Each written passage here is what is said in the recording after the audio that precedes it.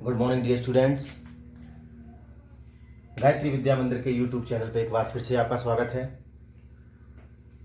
हम subject English के class 12th के जो राइटिंग पार्ट है उनके टॉपिक्स की बात हम कर रहे थे, जिसमें सबसे पहले हमने टॉपिक लिया था शॉर्ट कंपोजिशन, जैसा कि आपको पता है। और शॉर्ट कंपोजिशन में भी कुछ टॉपिक हमने पूरे कर लिए हैं, जैसे कि हमने एडवर्टीजमेंट जो है वो पढ़ लिया था, हमने यहाँ पे नोटिस भी पढ़ लिया। और यहाँ पे हमने अभी जो चर्चा कर रहे हैं, जो सीख रहे हैं, वो हम सीख रहे हैं रिप्लाई ऑफ इन्विटेशन। और रिप्लाई ऑफ इन्विटेशन में भी अगर देखा जाए तो हमने सबसे पहले जो सीखा था वो फॉर्मल स्टाइल का, यानी फॉर्मल फॉर्मेट में जो रिप्लाई होता है, जैसे कि एक्सेप्ट और डिक्लाइन करना, उसको हमने पहले ही सीख लिया है। उसके बाद हमने इनफॉर्मल जो रिप्लाई होता है, उस इनफॉर्मल रिप्लाई का हमने सीखा था एक्सेप्ट करना। टॉपिक है आपका reply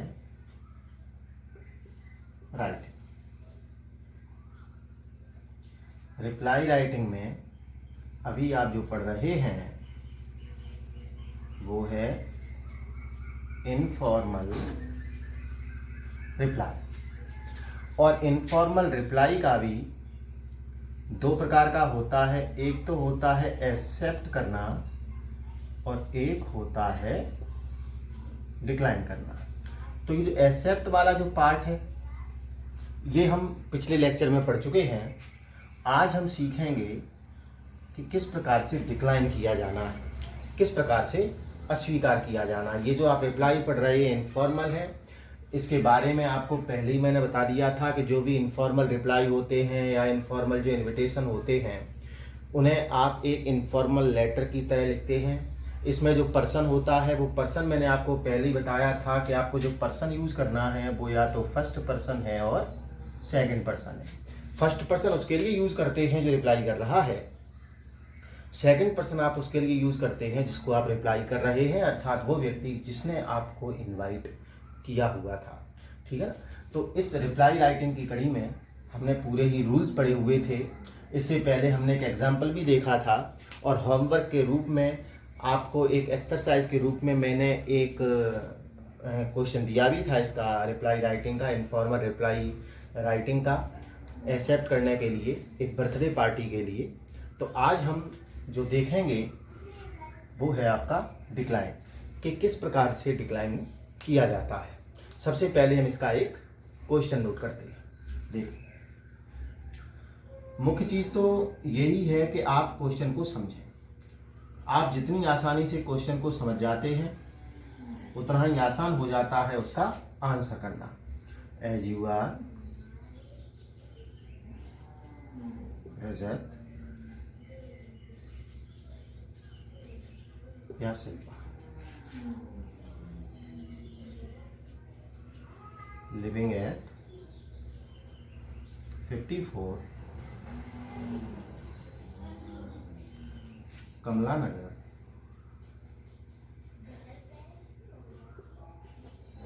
Jaipur.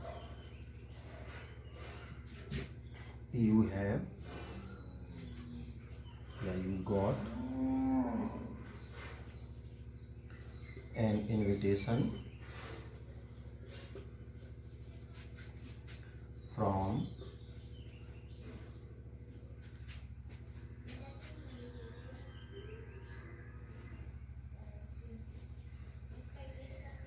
Sohan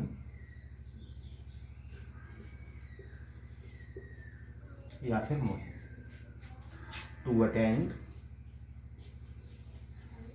to attend the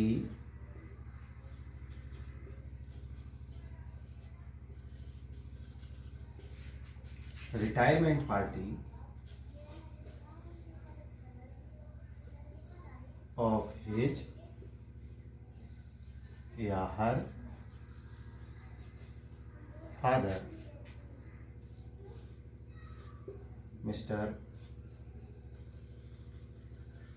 Kamal Gupta on July 10, 2020 at 7 PM onwards at his या फिर हर हाउस। तो मुख्य चीज अब ये ध्यान रखनी है कि राइट एन इनफॉर्मल रिप्लाई। अब अगर हमें एक्सेप्ट के लिए करना होता तो यहां कर देते हम एक्सेप्टिंग द इनविटेशन, और यहां पे कर देंगे हम डिक्लाइनिंग दी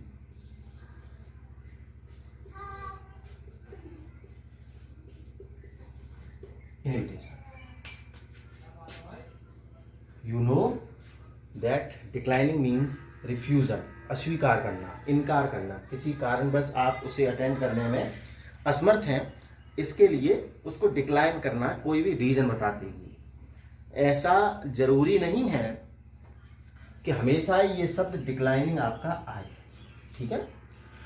ये ऐसे भी आ जाएगा, राइट यानी लिखें, एन इनफॉर्मल रिप्लाई यानी एक अनौपचारिक जवाब, शोइंग, शो यानी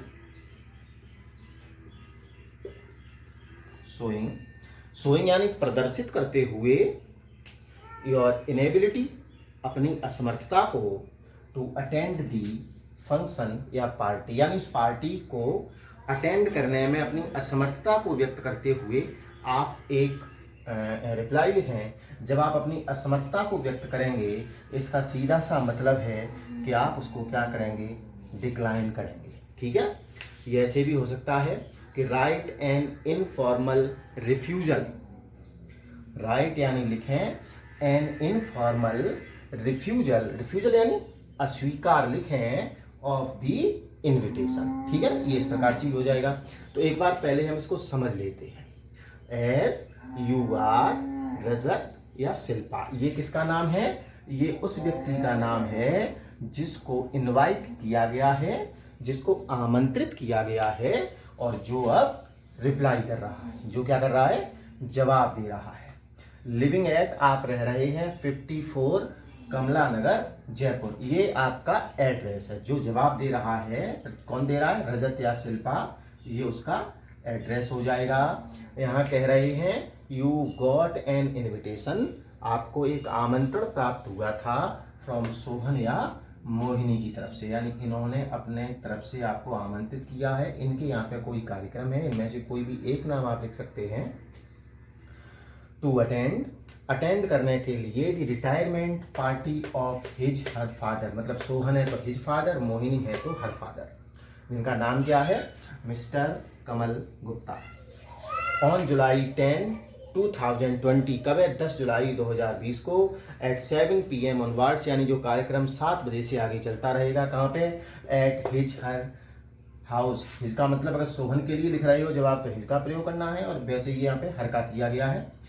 राइट एंड इनफॉर्मल रिप्लाई, आप एक अनौपचारिक जवाब लिखेंगे, इन डिक्लाइनिंग द इनविटेशन, यानी इस आमंत्रण को अस्वीकार करते हुए, अपना यथोचित कारण बताते हुए। जैसा कि मैंने पहले ही बताया था कि जब भी आप डिक्लाइन कर रहे होते हैं तो you should mention the reason of declining the invitation, यानी उस आमंत्रण को अस्वीकार करने का आपको जो कारण है वो स्पष्ट रूप से बताना चाहिए। अच्छा, मैं चाहूंगा कि सबसे पहले तो आप इसका एक स्क्रीनशॉट ले लें, और उसके बाद हम आगे देखते हैं कि इसका जवाब किस प्रकार से लिखा जाएगा।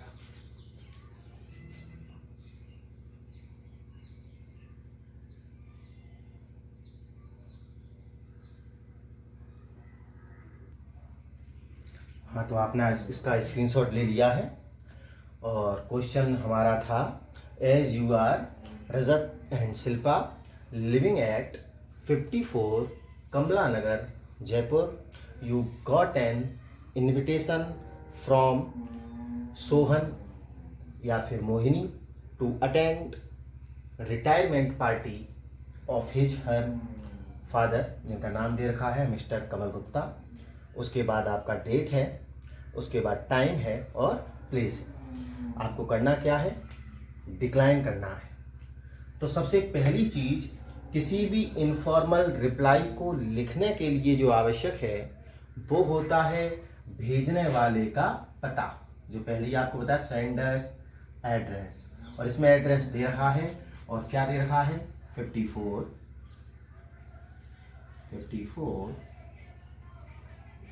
कमला नगर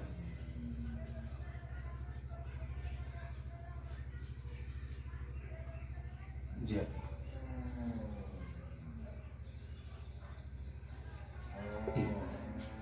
आपको बताया था कि एक सीध में बिल्कुल एक लाइन में यहाँ पे आप लिखेंगे, कोई भी लाइन आगे पीछे नहीं होगी।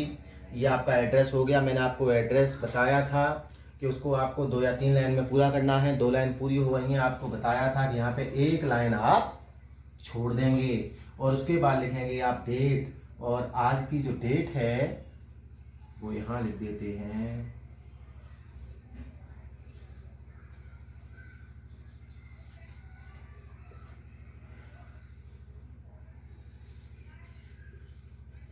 इस प्रकार से ये एड्रेस हुआ, एक लाइन बीच में छोड़ी और यहाँ पे क्या लिख दिया, यहाँ पे दिनांक लिख दी। और इसके बाद अगला जो पॉइंट था वो था सैल्यूटेशन। एक लाइन फिर से छोड़ दो और यहाँ सैल्यूटेशन कर दो, और सैल्यूटेशन में लिख दो माय डियर, या तो लिख दो सोहन, सोहन को भेज रही है, या सोहन ने आपको इनवाइट किया है, या फिर लिख दो मोहित। ठीक है, जो भी आप लिखें। यहाँ पे हो गया माय डियर सोहन। ठीक है ना, फर्स्ट पर्सन लिखना है या फिर सेकंड पर्सन, तो हम फर्स्ट, क्योंकि हम जवाब दे रहे हैं फर्स्ट पर्सन, जिसको दे रहे हैं वो सेकंड पर्सन, तो यहाँ पे कर देंगे आई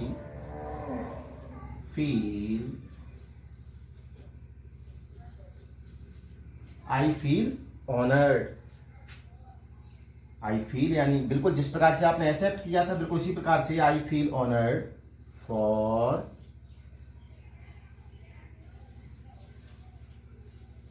being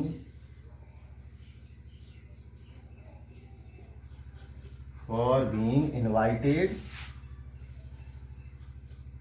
by you to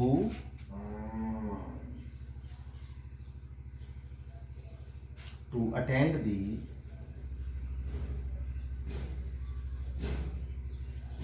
function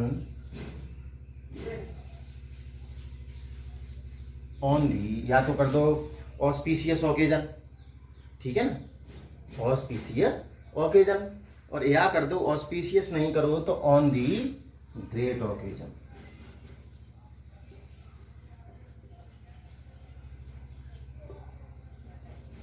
on the great occasion of क्या है, रिटायरमेंट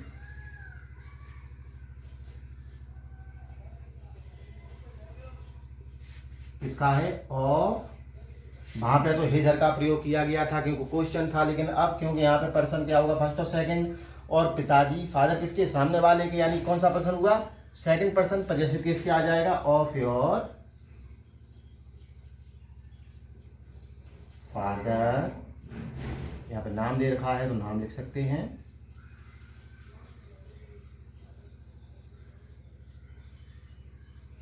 ठीक है, मिस्टर कमल गुप्ता ऑन, कब है,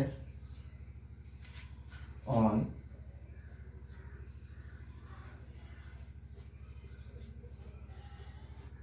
July 10, 2020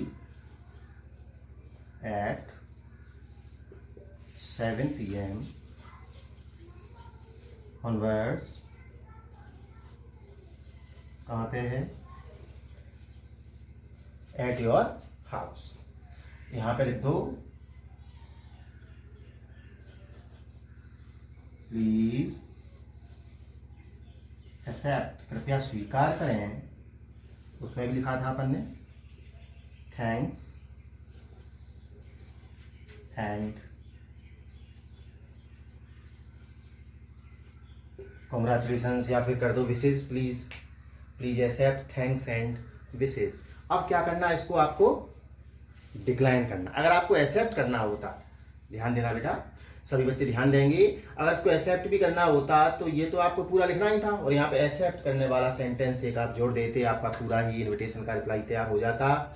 लेकिन यदि आपको इसे अब डिक्लाइन करना है तो आपको एक्सेप्ट नहीं डिक्लाइन वाला सेंटेंस लिखना पड़ेगा। आप यहां लिख देंगे बट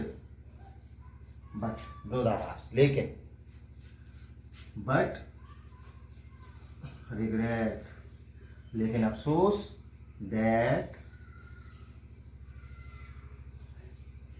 यहां आई था तो यहां भी आई, but regret that I would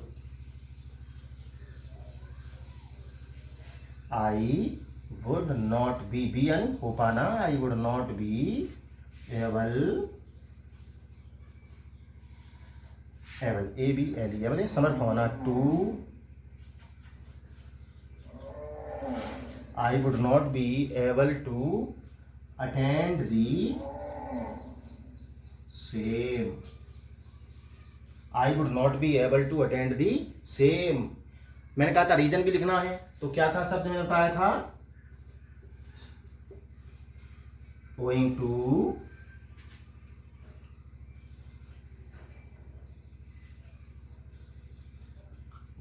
urgent work in office, ठीक है ना, owing to urgent work in office कर दो, unavoidable work in ऑफिस कर दो, ठीक है, urgent work at home कर दो, owing to illness कर दो, ठीक है। और आपने वैसे तो यहाँ पे विशेष लिख दिया है, फिर भी आप चाहें तो यहां लिखते हैं विश अंकल, कमल गुप्ता उसके लिए, उनके लिए अंकल का प्रयोग, wish uncle great future ahead, wish uncle a great future ahead, और यहां लिख देंगे योर्स सिंसियरली, और नाम आपका दे रखा था रजत या शिल्पा, तो यहां चाहे तो रजत लिख दो और चाहे आप शिल्पा लिख दो। इस प्रकार से आपका ये पूरा ही फॉर्मेट जो है वो बनके तैयार हो जाता है। इसको एक बार फिर से हम रिकॉल कर लेते हैं, एक बार फिर से देख लेते हैं, किसी प्रकार की परेशानी ना हो, क्या क्या चीज़ें इसमें जो है वो चेंज हो सकते हैं और किन चीज़ों में किसी भी प्रकार का कोई भी परिवर्तन नहीं होगा, उसको हम देखते हैं। देखें, ये जो पोर्शन है आपका क्या है, एड्रेस है, सेंडर एड्रेस, ये क्या है, डेट है, यहाँ पे माय डियर नाम लिख दिया, ठीक है। I feel honoured, I feel यानी मैं महसूस करता हूँ, ऑनर्ड यानी सम्मानित, फॉर बीइंग इनवाइटेड यानी ये पैसे का सेंटेंस है, फॉर बीइंग इनवाइटेड यानी आमंत्रित किए जाने पर, बाय यू यानी आपके द्वारा, किसके लिए, to attend the function, to attend the party on the great occasion, great यानी एक अच्छे अवसर पर, ऑफ रिटायरमेंट, ये क्या है, ये प्रोग्राम है, ऑफ योर फादर, ये सेकंड पर्सन का यूज, जिनका नाम क्या है, मिस्टर कमल गुप्ता। कब है, जुलाई 10, 2020 को एट 7 PM है। ऑनवर्ड्स का मतलब आप जानते ही हैं, जो आगे चलता रहेगा, at your house, please accept thanks and wishes, आप चाहते हो तो इसको स्वीकार भी करते तो भी आपको यहां तक लिखना होता, और स्वीकार करने के बाद अगर स्वीकार करना होता तो यहाँ पे स्वीकार के लिए सेंटेंस, जैसा कि आपको पिछले वीडियो में लेक्चर में बताया गया था, आपने लिखा था कि I have great pleasure in accepting the invitation, तो वो जोड़ देते, लेकिन यहाँ पे आपने रिग्रेट शो की है, अपना अफसोस शो किया है, तो हो गया बट रिग्रेट, लेकिन अफसोस, that I would not be able, मैं समर्थ नहीं हो पाऊंगा, टू अटेंड करने में, दी सेम यानी सेम का मतलब इसी को, या आप ये भी लिख सकते थे, I would not be able to attend the function, party, retirement party, owing to लिख दिया है, या ओइंग टू का प्रयोग न करके हम यहाँ पे किसका प्रयोग कर सकते थे, यहाँ पे हम प्रयोग कर सकते थे, आपको बताएं, ड्यू टू का, ड्यू टू का तात्पर्य भी क्या है, के कारण, तो यहाँ पे ओइंग टू कर दो, ड्यू टू कर दो, अर्जेंट वर्क इन ऑफिस हो गया, wish uncle a great future ahead, your sincerely, और यहाँ पे आपने लिख दिया नाम, ठीक है ना। ऐसी स्थिति में जब हम डिक्लाइन कर रहे होते हैं मोस्टली केसेस में, तो हम शुभकामनाएं भेज देते हैं, ठीक है। तो ये इस प्रकार से ये लेटर का फॉर्मेट जो है एक इनफॉर्मल लेटर की तरह का फॉर्मेट जो तैयार होता है किसका, इनफॉर्मल रिप्लाई का। इससे पिछले वीडियो में आपको मैंने बताया था कि इनफॉर्मल रिप्लाई को किस प्रकार से एक्सेप्ट किया जाएगा, और अब आपको बताया है कि इनफॉर्मल रिप्लाई को किस प्रकार से डिक्लाइन किया जाएगा। तो इस प्रकार से आपने देखा कि सबसे पहले हमने पढ़ा था जो आपका फॉर्मल रिप्लाई था, फॉर्मल रिप्लाई को आपने एक्सेप्ट पढ़ा था, डिक्लाइन पढ़ा। एक्सेप्ट में भी दो प्रकार के पैटर्न आपने पढ़े थे, सिंपल स्टाइल, कार्ड स्टाइल, और इसमें भी दो पढ़े थे, सिंपल स्टाइल, कार्ड स्टाइल। लेकिन इसमें केवल इस प्रकार एक प्रकार का स्टाइल चलता है, वो एक इनफॉर्मल लेटर की तरह चलता है। और जिस बच्चे ने